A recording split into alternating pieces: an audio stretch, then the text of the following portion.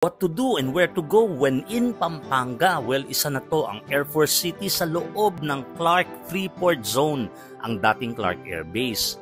Sa loob nun ay merong isang part kung saan nakadisplay ang iba't ibang klaseng aircraft na ginamit sa mga past na mga digmaan, tulad niyan ang Huey helicopter na naging sikat na sikat noong Vietnam War. Ayan, hindi na siya umaandar, on display lang yan, pero still, di ba, nakakamangha. Ito naman ay ang Tora-Tora, ang sikat na Japanese airplane na ginagamit usually for exhibitions, kung saan nire-reenact nila ang attack ng Japanese sa Pearl Harbor. So ayan yun. Wow. Majestic tingnan no? Imagine ko anong dinaanan ng mga airplanes na yan. So ito naman ang Philippine Air Force na jet fighter. Ayun.